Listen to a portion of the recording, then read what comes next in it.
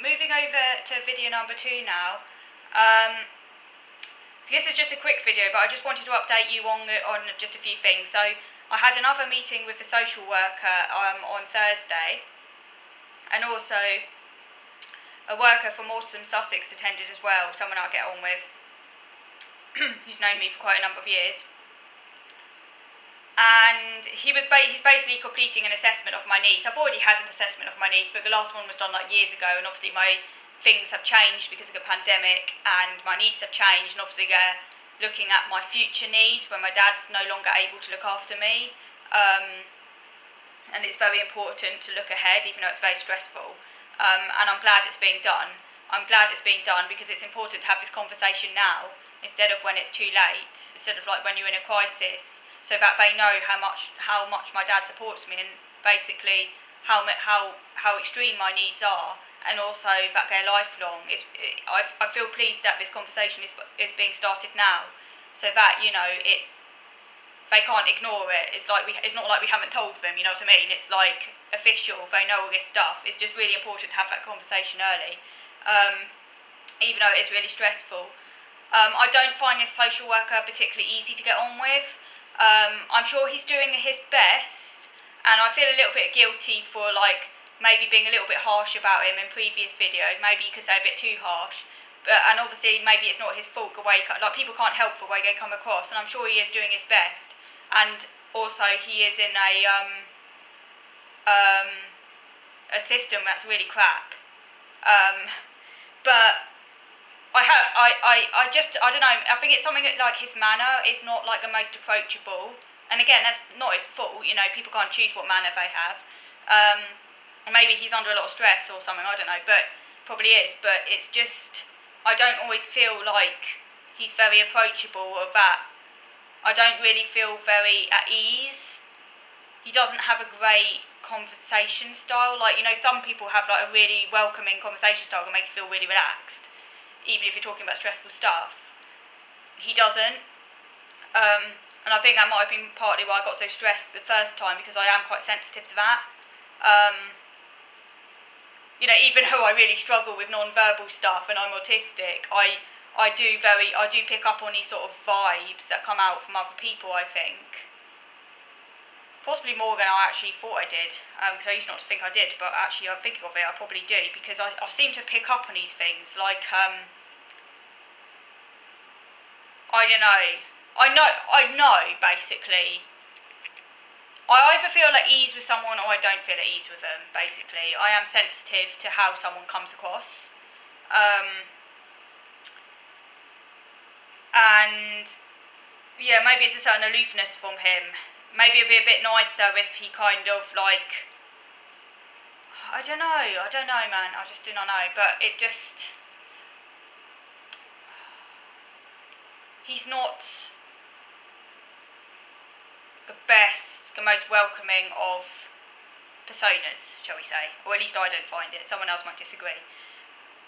My dad seemed to find him easy to talk to, but maybe he spoke differently to my dad.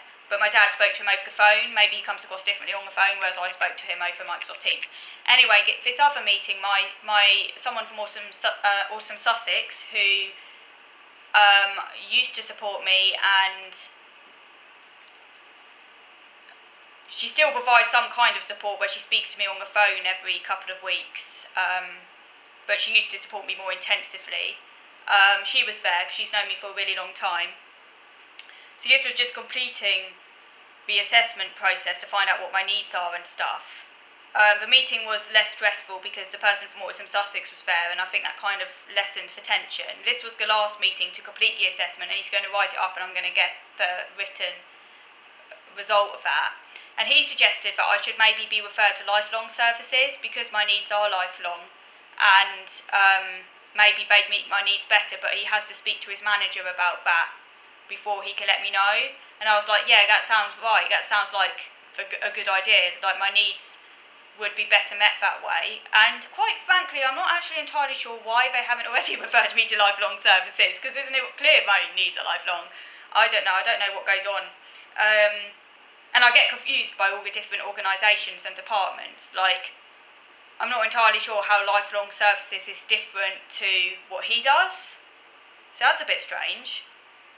Yeah, I really don't understand why I would have thought I would have already been in lifelong services. I mean, surely everyone knows that you don't grow out of autism, you know.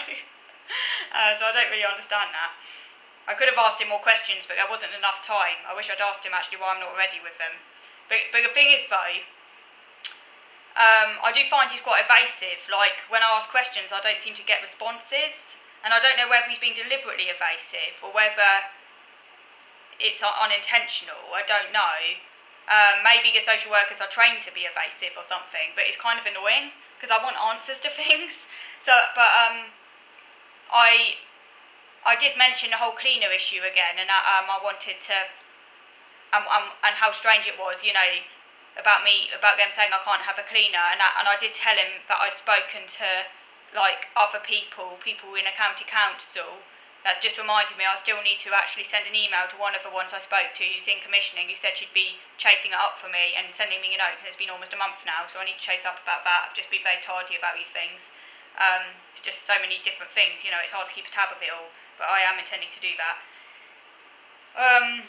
It's hard, you know. But yeah, lots of people I've spoken to from the council and other groups I go to, like Autism Planning Group, have all said I should be allowed a cleaner. They don't seem to understand why they're saying no. The whole point of direct payments is that it's meant to be flexible. You know, people elsewhere in the country have been allowed these things. It seems West Sussex has a different criteria. No one has fully explained to me why things are different over here. I've asked to speak to the social workers manager. I'm still waiting to speak to him or her. I did, so I brought it up again with the social worker, but I still haven't got any answers. Apart from that, he said he will still try and get the manager in contact with me. I'm going to keep on banging on about that because I need answers. I hate not knowing things. You know, I need a full answer. Just a vague kind of response about remits and stuff doesn't sit well with me because that's not an answer. I actually need to know the reasoning behind the policy decision. As it is not a law, it's something that clearly West Sussex County Council have arbitrarily decreed. So why are they making a different decision than other parts of the UK? That's what I want to know.